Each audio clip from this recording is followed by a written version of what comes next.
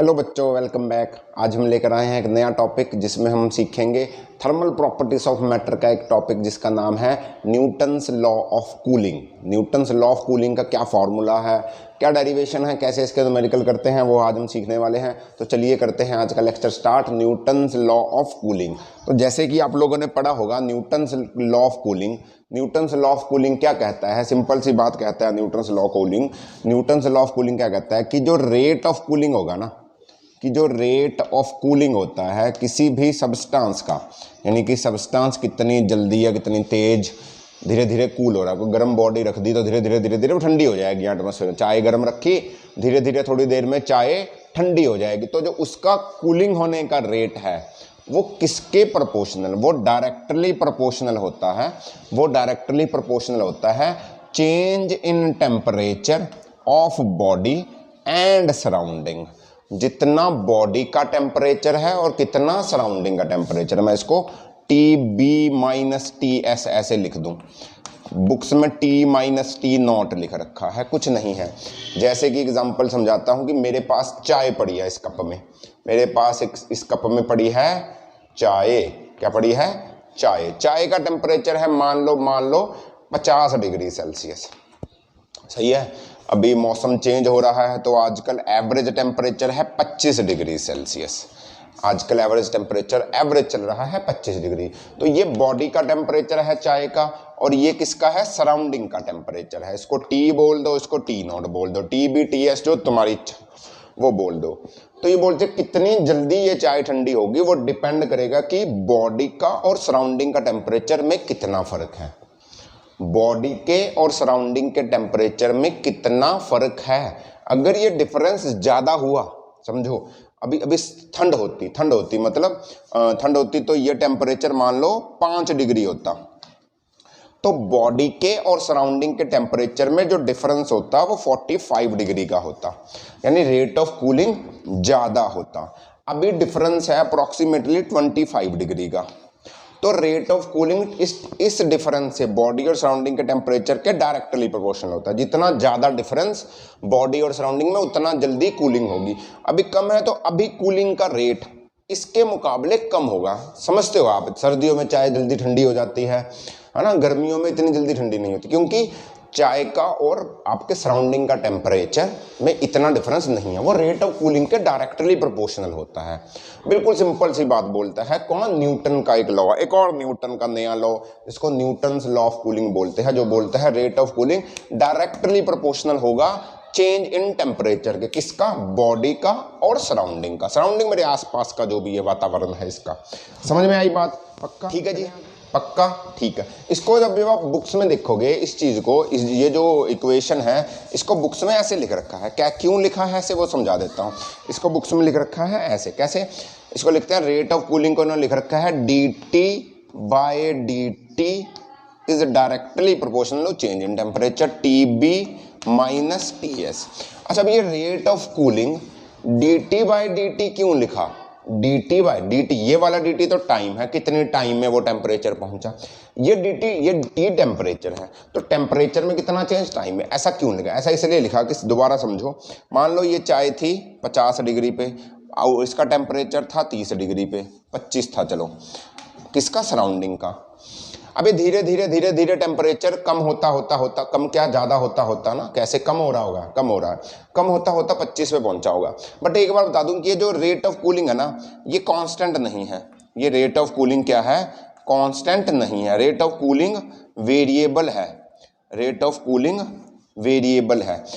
पहले जल्दी ठंडा होगा, फिर रेट ऑफ कूलिंग धीरे धीरे कम होता जाएगा। यानी कि जो चेंज इन टेम्परेचर है dt, ये with respect to time dt vary करेगा। रेट ऑफ कूलिंग जो dt टेम्परेचर का जो चेंज है dt, वो with respect to time vary करता है। पहले जल्दी से कूलिंग होगी अचानक, फिर धीरे धीरे कूलिंग का रेट कम होता जाता है। इसलिए इन्होंने dt/dt लिखा है। यानी कि ये जो टेम्परेचर चेंज होने का आपका प्रोसेस है वो with respect to time change हो रहा है। वेरिएबल है टेम्परेचर, ये T टेम्परेचर है, ये T टाइम है, नोट करो। तो ये वेरिएबल है with respect to time. Constant नहीं है, मतलब कांस्टेंट नहीं है का मतलब क्या हुआ कि मान लो पहले 10 मिनट में, ज़्यादा हो गए बट फिर भी 10 मिनट में टेम्परेचर 50 से 40 गया, तो आप बोलोगे सर अगले 10 मिनट में 40 से 30 जाएगा, नहीं ऐसा नहीं होगा। अगले 40 से 30 जाने में हो सकता है 15 मिनट लग जाए। समझे वेरिएबल की मैं क्या बात कर रहा हूँ? पहले 10 मिनट में 50 से 40 गया, तो अगले 10 में 50, 40 से 30, अगले 10 में 10 से 20, 25 गया होगा। तो इसकी बात कर रहा हूँ टाइम की। ये टेम्परेचर का जो चेंज होना ये टाइम के हिसाब से वेरिएबल है, इसलिए इसको dt बाई dt लिखते हैं, रेट ऑफ कूलिंग को। तो डेल्टा टी को TB माइनस टी ऐसे लिखते हैं। समझ में आया होगा होपफुली, पक्का? ठीक है, अब पहले तो इसका प्रूफ करते हैं कि ये न्यूटन्स लॉ ऑफ कूलिंग का प्रूफ पेपर में आ जाता है। तो प्रूफ कैसे होगा इसका? प्रूफ के लिए हम क्या करेंगे, हम चलते हैं प्रूफ की तरफ। तो हम क्या करेंगे, देखो देखिए, आपको याद है कि हमने क्या प्रूफ करना है? हमने करना है प्रूफ, हम प्रूफ करेंगे ये क्या प्रूफ करना हमने, dt by dt is directly proportional to TB minus TS। देखो मैं डायरेक्टली प्रोपोर्शनल का साइन हटाकर एक कांस्टेंट k लेकर आ रहा हूं, याद रखना, मैं डायरेक्टली प्रोपोर्शनल का साइन हटाकर एक कांस्टेंट k लेकर आया हूं। सही है, डायरेक्टली प्रोपोर्शनल हटा लिया तो मैंने k, यानी कि हमें ये प्रूफ करना है न्यूटन्स लॉ ऑफ कूलिंग का प्रूफ क्या है। देखो इसके प्रूफ के लिए आपको एक लॉ याद करना पड़ेगा जो आपने इसी चैप्टर में पहले पढ़ा है, उसको बोलते थे स्टीफेंस लॉ। क्या था? Stephen's law, Stephen's law. सही है जी, स्टीफेंस लॉ। अच्छा, स्टीफेंस लॉ में टी नॉट की बात करेंगे, हम क्या करते हैं यहां पर भी टी और यहां पर कर देते हैं टी नॉट। तो यहां पर टी है जो वो बॉडी का टेम्परेचर है, टी नॉट है जो वो सराउंडिंग का टेम्परेचर है। घबराना नहीं है, बिल्कुल भी नहीं घबराना, आराम से देखना है, बिल्कुल नहीं घबराना। कभी कभी टी बी टी एस ले रहे, कभी कभी टी नॉट, बुक में टी नॉट ले रखा है, डरने की कोई जरूरत नहीं है। तो dt by dt is equal to k t minus T naught. Confuse नहीं होना, dt बाई dt, ये टी टेम्परेचर है, ये टी टाइम है, ये टेम्परेचर का चेंज है, ये टाइम का चेंज है, याद रखें। और ये टी माइनस टी नॉट है, समझे?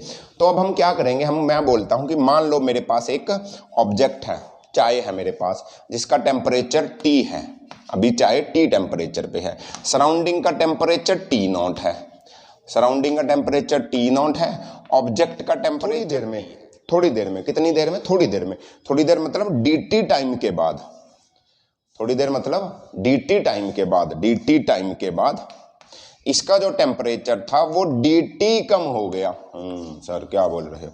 थोड़ा सा टाइम कितना?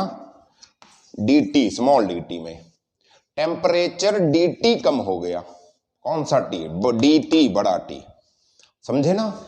T टेम्परेचर में dt टेम्परेचर कम हो गया, नया टेम्परेचर dt टाइम के बाद T माइनस dt हो गया। सर क्या बोल रहे हो? दोबारा सुनो, छोटा सा टाइम बीता dt, छोटे वाला t, इतने टाइम में छोटा सा टेम्परेचर dt कम हो गया। ये टाइम का t है, ये टेम्परेचर का, तो नया टेम्परेचर पहले t था, dt कम हुआ तो t माइनस dt हो गया होगा। सही है, पक्का? कोई डाउट? कोई डाउट नहीं सर। अब स्टीफेंस लॉ की बारी आती है। स्टीफेंस लॉ बोलता था E मतलब rate of heat loss. Stefan's law बोलता था rate of heat loss is equal to sigma, Stefan's constant, area T minus T का 4 माइनस टी नॉट का 4, fourth power to the absolute temperature, याद होगा। तो ये बॉडी का टेम्परेचर, ये सराउंडिंग का टेम्परेचर है। एक और चीज़ थी इसमें, हम यहाँ पर एक एमिसिविटी E लेकर आ रहे थे, क्योंकि कंप्लीटली ब्लैक बॉडी होती तो E की वैल्यू 1 होती, तो हम नहीं लिखते। पक्का? जिसने नहीं देखा अभी तक तो वो पहले इसको याद कर ले कैसे करते हैं। पक्की बात है? ओके, डन डना डन। तो हम आगे चलते हैं, इसको बोलते हैं रेट ऑफ हीट लॉस। अच्छा, रेट ऑफ हीट लॉस की बात कर रहे हैं, तो रेट ऑफ हीट लॉस को मैं ऐसा बोल सकता हूँ, क्यू हीट अपॉन कितने टाइम में, तो D Q by D T लिख सकता हूँ उसको, कितने टाइम में हीट का लॉस हुआ और कितना हीट का लॉस। तो D Q by D T is equal to E sigma A T4 minus T not 4। यहां तक किसी ठीक है जी? तो क्या करेंगे, देखो, अच्छा ये इस पे आओ दोबारा। जो टेम्परेचर T था, थोड़े dt टाइम में T माइनस dt हुआ था, तो कुछ हीट का लॉस हुआ होगा, तो हीट का लॉस हुआ होगा यहाँ पर कुछ, मतलब T से T माइनस dt आ गया टेम्परेचर, तो हीट का कितना लॉस हुआ है, मैं बोल देता हूँ हीट का लॉस dq हुआ है।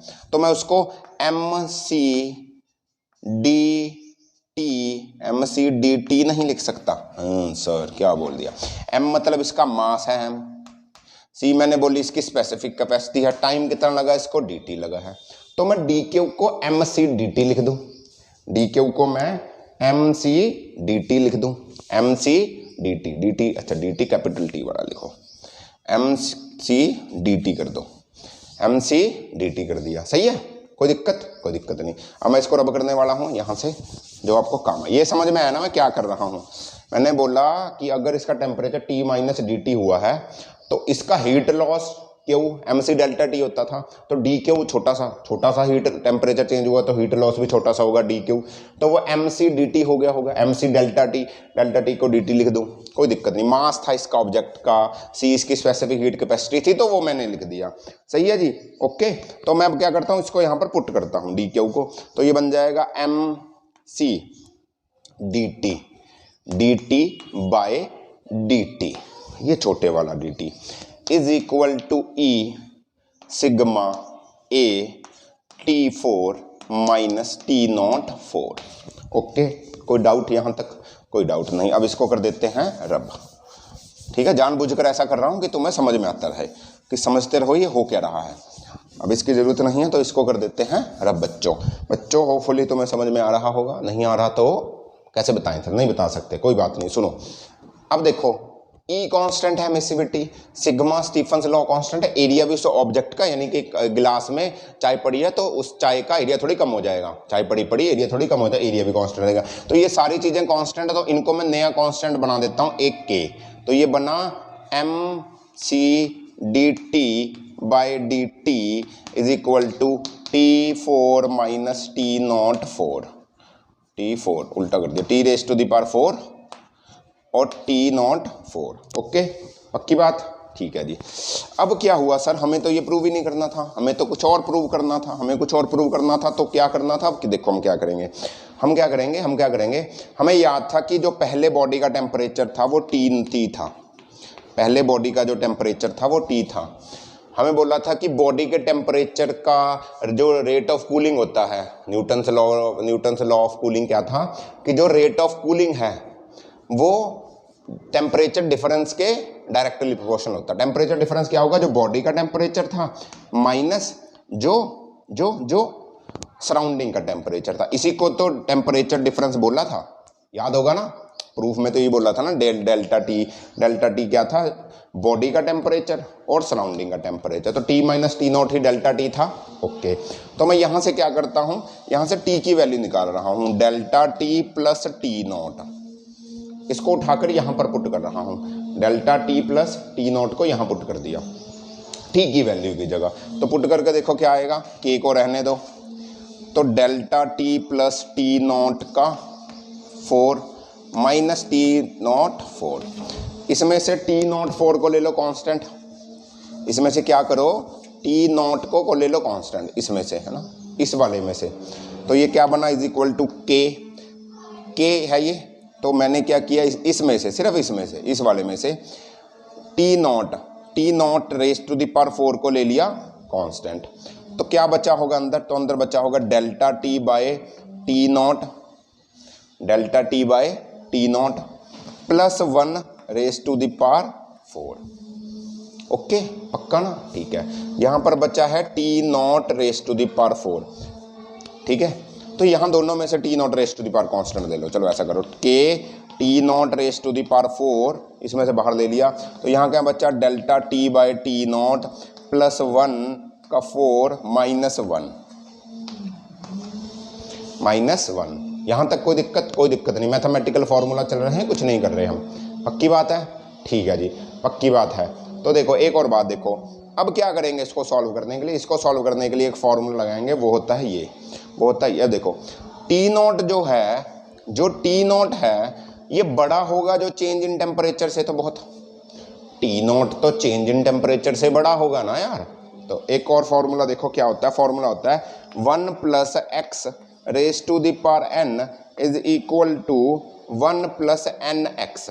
ये तब लगता है जब x की वैल्यू बहुत बहुत बहुत छोटी हो 1 से, जब x की वैल्यू 1 से बहुत छोटी हो। अब ये बहुत बड़ा होगा, चेंज इन ये टेम्परेचर बहुत छोटा होगा, तो ये बहुत छोटी वैल्यू आएगी, यानी कि x की वैल्यू बहुत छोटी आएगी। तो 1 plus X raise to the power n, 1 plus X raise to the power n को 1 प्लस एन एक्स कर दूंगा, 1 प्लस एन एक्स कर दूंगा। तो मैं इसकी जगह क्या करूंगा, k t not 4 1 plus x तो raise to the power n, तो 1 plus 4 delta T by T naught minus 1 से 1 को मार दो, टी नॉट से एक क्यूब को मार दो, एक टी बचा।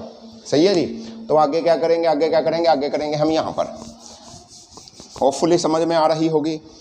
तो अब क्या बचा मेरे पास, के टी नॉट क्यूब यहाँ बचा है इंटू 4 टी डेल्टा टी, हाँ यही बचा है, के T not cube into 4 delta T. इधर क्या था, इधर था D T by D T था, इधर क्या था, D T by D T था। अब बोलोगे सर एम सी डेल्टा टी भी था, एम सी डेल्टा टी को भी इधर ले आओ लो, एम सी डेल्टा टी, डी टी तो इधर ही रह गया। ओके, अब देखो mass constant, specific heat constant, सही है, के कांस्टेंट, ओके, के भी कांस्टेंट, 4 भी कांस्टेंट, और सराउंडिंग का टेम्परेचर भी कांस्टेंट, सारी चीजें कांस्टेंट। तो मैं इन सबको नया कांस्टेंट ना बोल दूं यार, मैं इसको सबको नया कांस्टेंट बोल दूं, डेल टी के डैश इंटू डेल्टा टी। तो यही तो था न्यूटन्स लॉ ऑफ कूलिंग, तुम्हें याद होगा, D T by D T directly proportional to delta T, तो इसकी जगह कांस्टेंट आ जाता था अगर इक्वल टू लेकर आ रहा था। तो यही तो प्रूव करना था हमने। अभी नया कांस्टेंट आ गया, इसकी वैल्यू होती है न्यूटन्स कांस्टेंट कूलिंग की। समझ में आई बात, पक्का आगे सर, बिल्कुल आगे, पर यहाँ नहीं रुकना हमने। एक और बात देखो, यहाँ नहीं रुक सकते हम क्या करेंगे, न्यूमेरिकल के लिए ये फॉर्मूला यूज नहीं करेंगे, न्यूमेरिकल के लिए एक और फॉर्मूला यूज करेंगे। चाहूँ कि मेरे पास मान लो एक ऑब्जेक्ट था जिसका टेम्परेचर था T1, यानी कि इनिशियल टेम्परेचर है T1 ऑब्जेक्ट का, सही है। ये पहुंच गया फाइनल टेम्परेचर T2 पे, ऑब्जेक्ट का फाइनल टेम्परेचर, ये इनिशियल टेम्परेचर है, ये फाइनल टेम्परेचर है, और आप बोलो कि जो सराउंडिंग का टेम्परेचर है वो है T, ये है सराउंडिंग का टेम्परेचर, सराउंडिंग का टेम्परेचर है T। मान लो मेरा ऑब्जेक्ट है T1 टेम्परेचर पे, धीरे धीरे ठंडा होता T2 पे पहुंच गया, सराउंडिंग का टेम्परेचर था T, सही है। तो रेट ऑफ कूलिंग क्या कहता है, इस फंडा के लिए, इस सिनेरियो के लिए रेट ऑफ कूलिंग क्या बोलेगा, रेट ऑफ कूलिंग बोलता था कि जो आपका रेट ऑफ कूलिंग है, यानी डेल्टा क्या बोलेंगे, D T by D T, change in temperature divided by change in time is directly proportional to change in temperature of body and surrounding, change in temperature of body and surrounding, यानी कि delta T. Rate of cooling कहता है D T by D T is directly proportional to delta T. Delta T का यहाँ मतलब है T B body का temperature minus surrounding का टेम्परेचर। टी क्या है, सराउंडिंग का टेम्परेचर, सही है, इसको बोलते हैं रेट ऑफ कूलिंग। अच्छा, डी टी कितना हुआ, चेंज इन टेम्परेचर कितना हुआ, तो मैं यहाँ पर लिख सकता हूँ T1 minus T2 upon delta T, delta D T लिख रखा है, डेल्टा टी लिख दो, डी टी लिख दो, कोई फर्क नहीं पड़ता, तो डेल्टा टी कर देते हैं, is directly proportional to T B minus T, ठीक है। प्रोपोर्शनलिटी का साइन हटा देता हूँ, इक्वल टू लगाकर के लगा देते हैं लोग, कोई प्रॉब्लम नहीं। अब हम क्या करेंगे, देखो अब हम क्या करेंगे, मुझे ये टीबी T2 नहीं चाहिए, मुझे टीबी नहीं चाहिए। बॉडी का टेम्परेचर क्या होगा, तो ये बोलते हैं बुक वाले, तो ये बोलते हैं बॉडी के टेम्परेचर को क्या करो, मीन टेम्परेचर ले लो तुम, बॉडी के टेम्परेचर को T1 by T1 T2 by 2 करो। मतलब पहले बॉडी का टेम्परेचर T1 था, फिर बॉडी का टेम्परेचर T2 हुआ, तो बॉडी का टेम्परेचर है कितना, तो इसका मीन ले लो, इन दोनों का मीन ले लो। पहले T1 था T2 हुआ, तो बॉडी का टेम्परेचर क्या रखूँ, ये वाला रखूँ, और दोनों का मीन रख दो। तो यहाँ से फॉर्मूला बना T1 minus T2 upon delta T is equal to K T1 plus T2 upon 2 minus T। T क्या है, T सराउंडिंग का टेम्परेचर है, ये T क्या है? सराउंडिंग का टेम्परेचर है। पक्का समझ में आया? तो आप इस फॉर्मूला को यूज़ करोगे न्यूमेरिकल्स में, जो कि आपके लिए बहुत ही ज़्यादा फायदेमंद होने वाला है। वो जो न्यूटन्स लॉ ऑफ कूलिंग था उसको फॉर्मूला में नहीं लगा पाओगे। ये भी न्यूटन्स लॉ ऑफ कूलिंग है, हमने इससे एक फॉर्मूला बना दिया जो न्यूमेरिकल्स में काम आएगा। समझ रहे हो? जो न्यूमेरिकल्स में काम आएगा। एक क्वेश्चन करके दिखाऊं आसान सा, ताकि समझ में आए तुम्हें ये कैसे लगा है। देखो समझो, एक क्वेश्चन करके दिखाता हूँ ताकि तुम्हारा दिमाग थोड़ा सा क्लियर हो जाएगा। मान लो मैं मानता हूँ कि मेरे पास एक ऑब्जेक्ट है, जिसका टेम्परेचर है 100 से वो गया मान लो 50 डिग्री पे इन 10 मिनट्स। 100 से उसका टेम्परेचर 50 डिग्री हो गया ऑब्जेक्ट का 10 मिनट में। हम पूछ रहे हैं कि उसका टेम्परेचर 75 से 25 डिग्री कितने टाइम में होगा अगर सराउंडिंग का टेम्परेचर है मान लो कितना 20 डिग्री।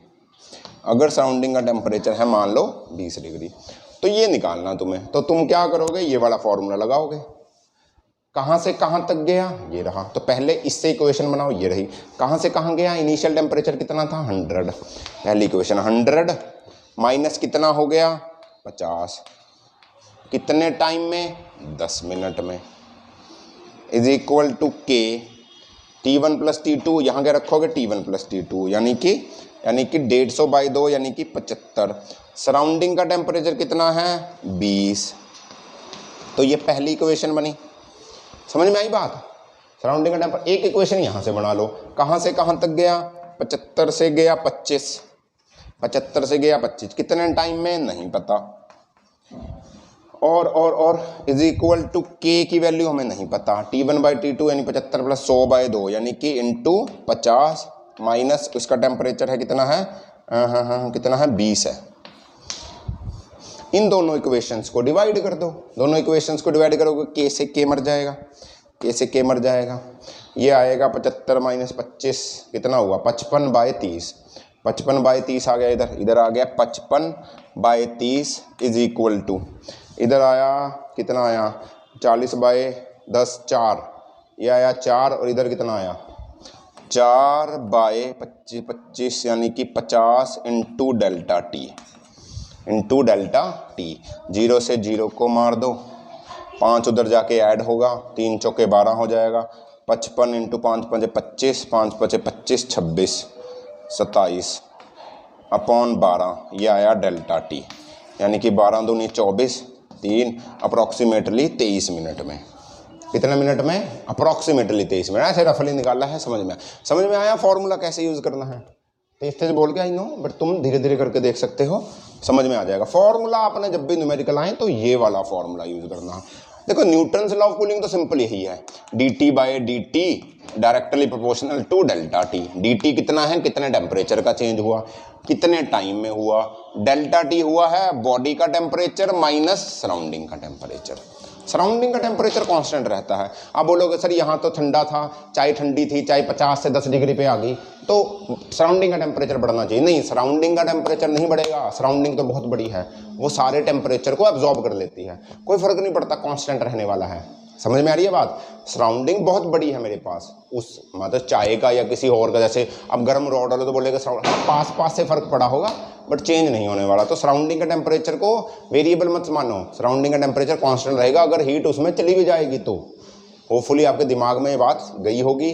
तो क्वेश्चंस इसके प्रैक्टिस करिए। अगर कोई भी डाउट है तो प्लीज़ मुझे कमेंट करके बताएं। हम मिलते हैं अगले टॉपिक में, तब तक एंजॉय करिए, पढ़ते रहिए बच्चों। All the very best, bye bye.